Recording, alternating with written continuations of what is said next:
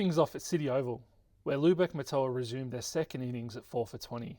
117 runs behind, the Mudlarks needed a big effort to avoid defeat, but the Bull Ants were relentless with the ball. Wickets fell early as Matt Coombe ripped through the middle order.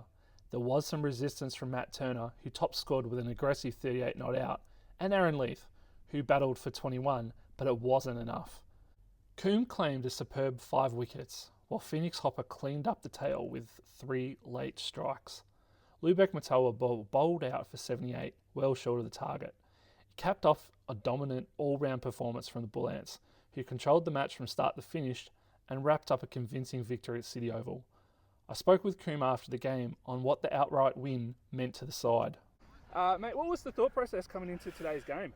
I think the thought process, it's hard to get an outright. Outrights don't come around every game, so they're very hard. And we just knew, like we talked about at the start of the game, we've just got to work hard, bowl good areas, and I think we had the runs on the board, so we knew if we just bowled the right areas, we pretty confident we could get the job done.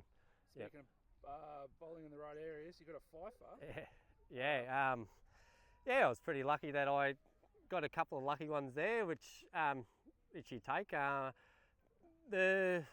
actually set the tone before the start of today. I said, I reckon it's a bit different to last week. I reckon it's a flat and hard wicket. We're going to have to bowl a lot of stump to stump, and I didn't think it was going to swing much, but it actually turned out it actually swung a little bit. So if we got the ball up nice and full and got the ball swinging, we'd do the rest did the talking. So that was good. And how important is 10 points, 10 premiership points just heading into Christmas? Yep. Yeah, that's super important, especially after last game. We felt we really let ourselves down last week. Like, full credit to Brim the way they played, but we felt like we missed out on the chance there to get 6 points. But then we really wanted to fight back this game and to get 10 points. Yeah, we just talked about it just then, how close it is up the top of the ladder. So hugely important, especially before Christmas now, and then hopefully now coming after Christmas when we get some players back, we can start get a bit of a roll on. At Dudley Cornell Oval, it was a tight and entertaining contest between Colts and Brim KSH, with the hosts just doing enough to secure a first innings victory. After posting 102 on the first day, the Colts needed to stand firm as the Eagles resumed at 2 for 45.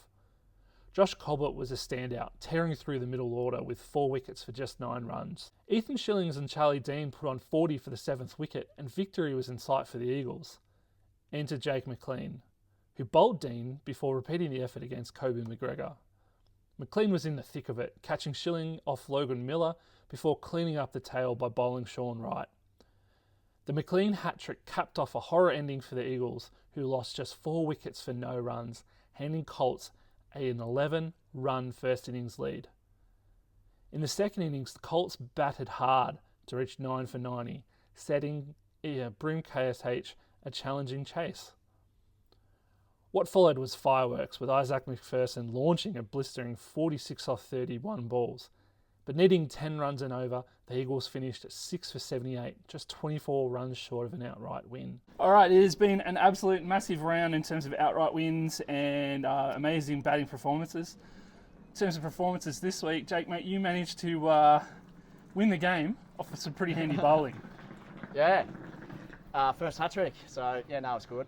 But Josh Colbert, he got us underway with 3 quick wickets there, and when they only needed 57 runs to win, so we needed quick wickets, and we sort of got them, so which is great. Yeah, excellent. And that's it's points on the board for you guys as well. It's 6 points, which is phenomenal at this sort of time of the year. Then you guys went out to bat for the second innings. What was sort of the idea going out? Well, we only thought we were going to bat till tea, and then they wanted to keep going, so they ended up bowling us out, and we went back out there. They were chasing 100, and I nearly got him in the end, but it was great to come over the 6 points. Yeah, 6 points heading into Christmas, put you guys in the middle of the pack. I know you probably just avoided the question before. Can we talk through about the hat-trick itself? It was over 2 overs? It was over 2 overs. Yeah.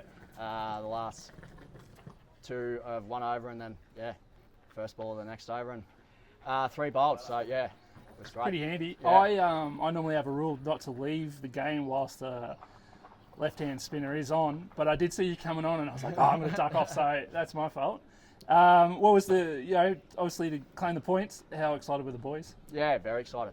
It's been telltale of the whole year really. Like we've been in most games, we just haven't got over the line, and it's good to go into Christmas with 2 wins on the board now. So At Sunnyside Oval, it was a commanding performance from Horsham, who wrapped up an outright win.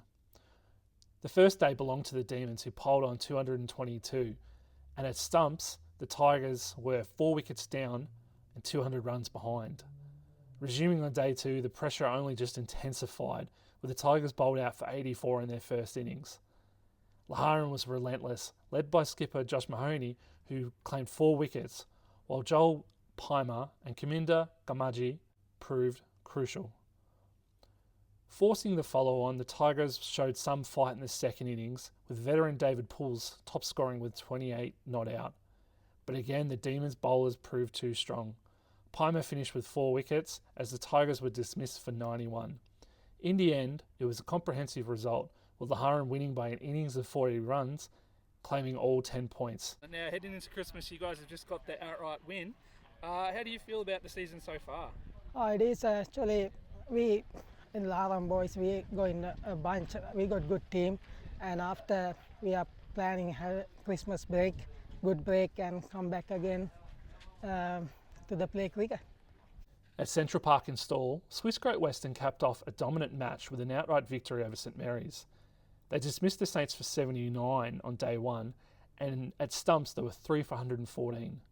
Resuming play, they piled on the runs, declaring it 3 for 221. Max McMahon was outstanding with an unbeaten 68 off 55, while Jesse Eckel went harder, smashing 62 off 44. St Mary's showed more fight in the second innings, led by Brodie Dens, who scored for 43, but the Swiss bowling attack proved too strong. Zach Marrow started with the ball, taking 6 wickets as the Saints were bowled out for 163. Needing just a few runs to win, the combine wasted no time, chasing down the target without losing a wicket to secure the outright victory, rounding out a powerful performance at home. Finally, at Davis Park in Nil, with the first innings win wrapped up, the Warriors looked to inflict more pain on Donald Jeffcott. Resuming at none for 92, the Warriors added another 66 runs, with Brad Alexander claiming his 2nd century of the season, both against Donald Jeffcott. With his 14 boundaries, the Warriors were able to declare it none for 158.